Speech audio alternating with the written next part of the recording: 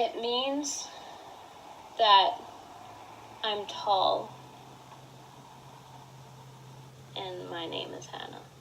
It's long. Hannah, I'm here, you're here. I used to say that a lot.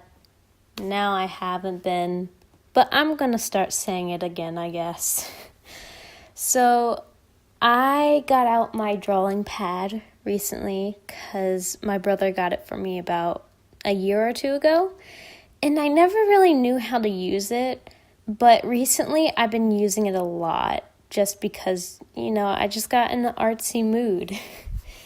And I want to do a video for you of me drawing, I guess.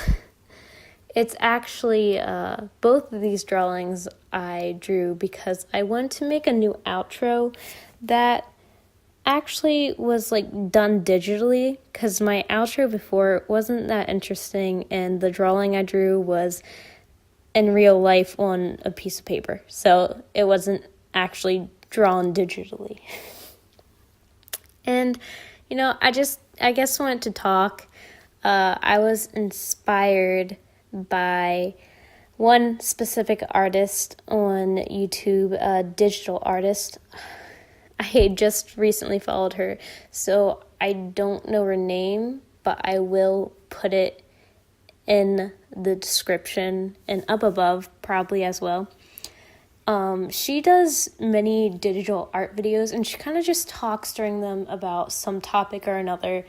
And she inspired me to talk about what I hate about being an artist. I know this is a weird topic just because I'm saying hate. And I don't completely hate these things. It's just something that really is terrible and I don't like about being an artist. And this refers to anybody who creates pieces of art, whether it be knitting or whether it be acting, anything that's very creative. But I guess I'm mainly focusing on drawing and painting and those kind of creative arts. And one thing that I really hate about being an artist, and this doesn't apply to everyone, this actually probably applies to maybe half of the artists out there.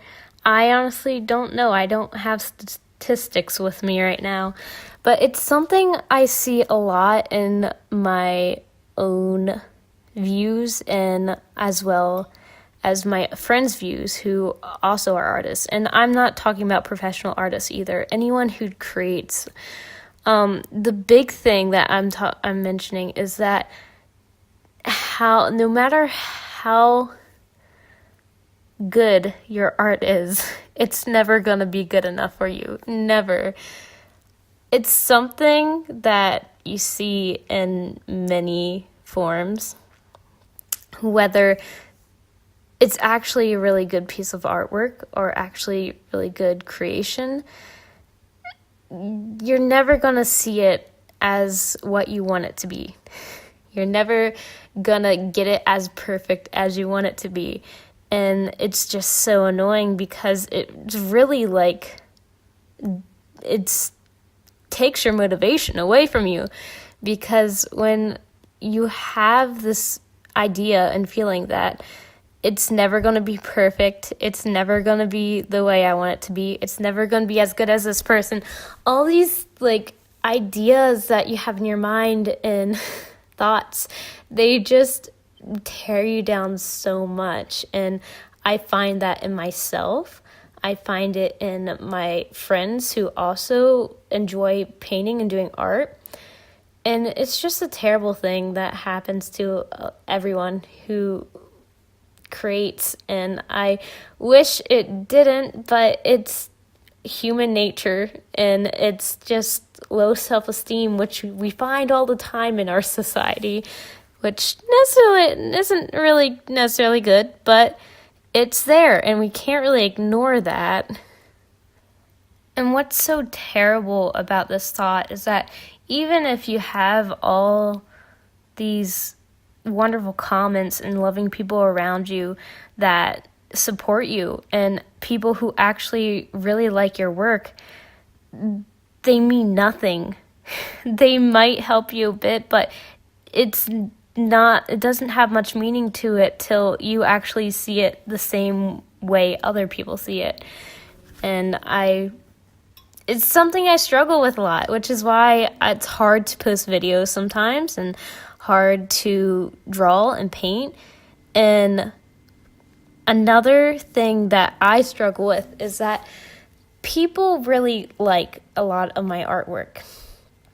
And that automatically makes them assume that I'm going to go to school for art and I can sell my art. And I have sold pieces of art before and paintings, but you have to realize that just because some people say you can sell art doesn't mean that you can make a living off of it, and doesn't mean that you want to.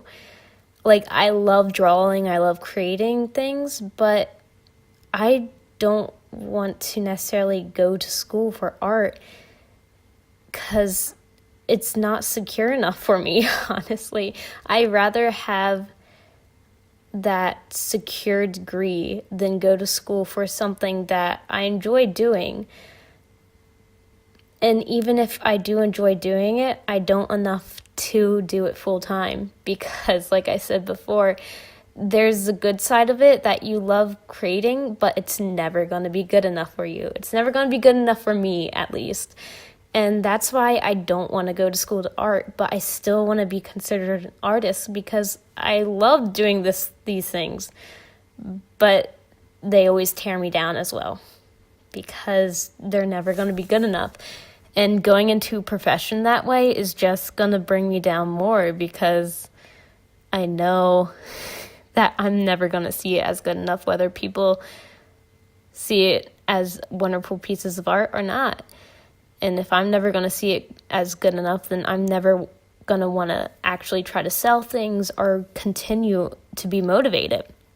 So that's just one major thing that I struggle with. And I'm not alone. I know I'm not alone, but I'm sure there's a lot of people, more than I think, out there who struggle with this as well. This is not to say that those who are like professional artists and pursue that degree are thinking these things all the time, but it's also not to say that they don't, because I'm sure they do and don't want to admit it because it's terrible. Self-esteem is just a terrible issue. And that's why I hate being an artist, but I love it at the same time. Another thing, or a couple other things, I guess they're more pet peeves. They're not things I completely hate, but I can go on a bit about pet peeves, which I'm sure some people have mentioned before.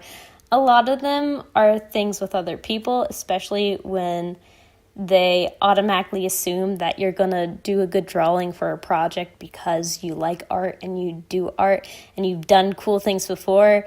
And when people expect you to start painting and drawing on your free time because you love art, when honestly, I don't do that.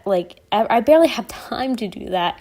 And people come up with all these ideas for me, and I have to tell them, I can't paint all the time. I have school. I gotta do these things before I can do something that's fun. And that's another reason why it's not fun, because you don't have time for it. And I wish I did. But especially now in my life, when I'm about to graduate, I don't have time to paint at home and get out all my watercolors and then clean them up again. And there's just a lot of little pet peeves I could go on about. When people ask you to draw them, you can draw them all you want and be willing to, but don't expect it to necessarily turn out good because that takes time and dedication and actual work. So don't just ask artists to draw you randomly and expect it to be super good because it's not necessarily going to be good. And when people ask, what are you drawing? Who is that? like, does it have to be someone? Can it be something from my imagination? Or when it's not from your imagination, people judge you because you are copying a photo or something or using a reference. And that's just so annoying when people just judge you about those things or assume things like that. That was a little rant, and I'm sure you could go to that one YouTuber's channel I mentioned. I feel like it's Leslie Maria or something like that. I don't even know. But she does a lot of videos about pet peeves and so on. So I hope you enjoyed at least watching this video. If you don't like listening to me, you could mute me. You could ask me not to talk anymore. I'm Long Hannah. Thanks for watching. Let me know if you like this as an outro, and maybe I'll change it in the future depending on if I have time. And if I change my hair, because I might change my hair soon, everybody. Look out for that.